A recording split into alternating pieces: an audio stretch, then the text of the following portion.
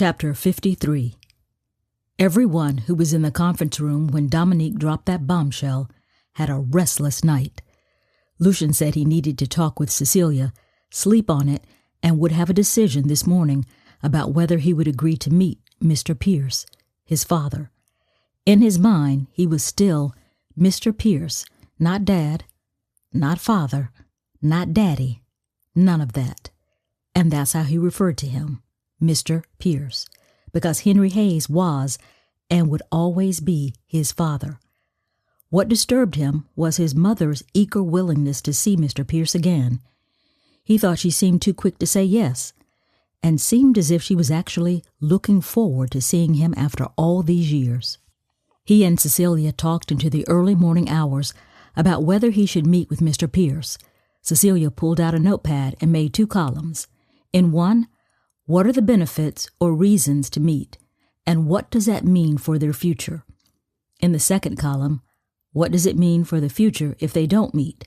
Not here, not today, not ever. The curiosity would kill me, Cecilia said, and wrote it under the first column. Lou, I just think if you don't see him, it will always be this what if hanging over your head. If you see him this once and it doesn't go well, and you never see him again, at least you'll know and you can move forward. Whatever moving forward looks like, Lucien said and exhaled deeply. I know I need God's help to work on my heart. Right now I'm feeling a lot about Pierce. Disappointment, anger, confusion.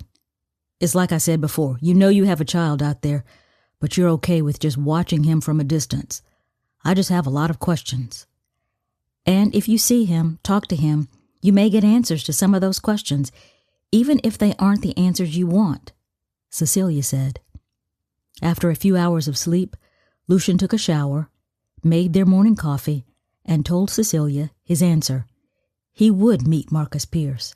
He called his mother to tell her his decision, and they both requested Sharmelle come along too, and she agreed. Lucien then sent a text to Dominique, who responded quickly.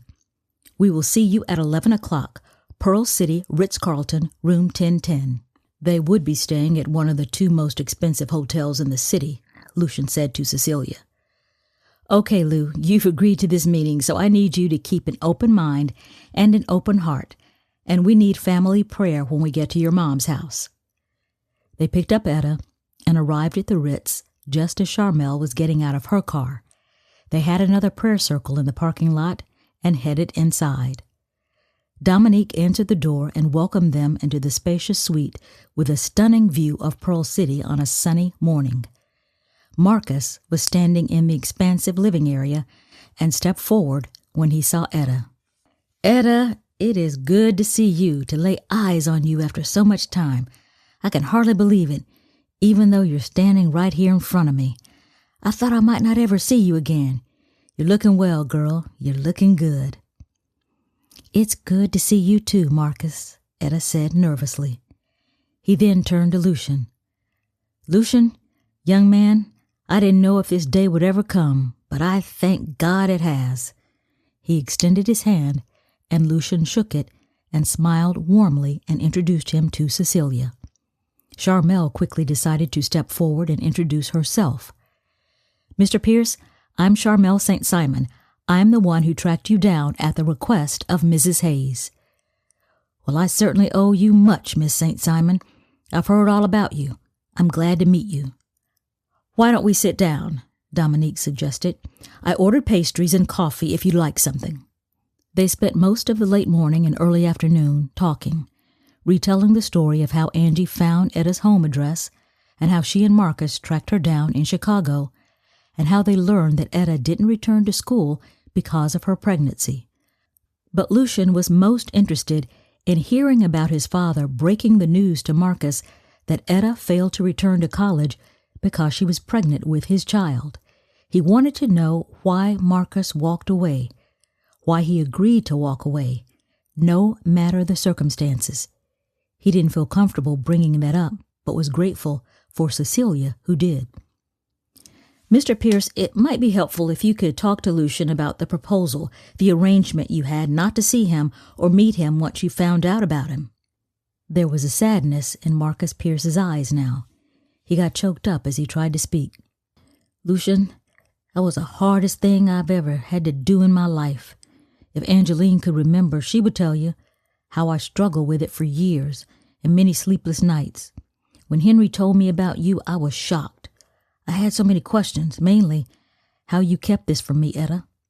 I had a son out there and didn't know anything about him until he was, around 3 or 4 years old. Etta didn't say anything. Marcus continued talking, looking straight at Lucian's eyes.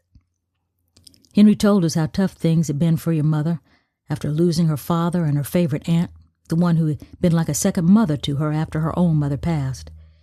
He just didn't think she could take anything else to upset her. Looking back on it now, I wouldn't do it. I would have demanded to see you, to help raise you, to claim you as my own. But Henry talked about how you were in a stable home with 2 parents. Angie and I weren't married yet, and my shift work at the plant was spotty until I got on full time. But I'll tell you, I thought about you every day, especially when my girls were born. I kept asking the Lord to forgive me for not fighting for you. Seeing you now, I know He has, and I pray in time you'll find it in your heart to forgive me too. Thank you, was all Lucian said, and he didn't feel as if he got answers to his questions. He just couldn't understand a man who knew he had a son out there and was satisfied with knowing about him, but not truly knowing him. Etta didn't feel like she had any right to question anyone's motives, but she kept going over in her mind all the secrets, those she kept in her heart and those she now knew were kept from her. The family reunion ended on a cordial note. Lucian didn't have much conversation with Dominique, his sister. He was still not used to having a sister since he'd lived all of his life as an only child. Marcus let Lucian know he and Dominique planned to be in town for at least 2 more days in case they wanted to get together again. Lucian thanked him for the invitation, but had already made up his mind that this would be the last meeting with Marcus Pierce. Etta had other ideas. She wanted to eventually see Angie, but she wasn't sure why. Angie wouldn't remember the answers to questions she wanted to ask, like exactly when did she and Marcus start their relationship, and was it truly after she left school? Marcus assured her it was. She didn't know if she could or should believe him. Sharmelle, Etta, Lucian, and Cecilia rode down the glass panoramic elevator in silence. It was Lucian who spoke first as they walked through the busy hotel lobby. Well, that was certainly, shall we say, interesting. Etta apparently didn't catch his sarcasm. Yes, it was. I pray that God forgives us, because we're all a bunch of liars, all of us, including me.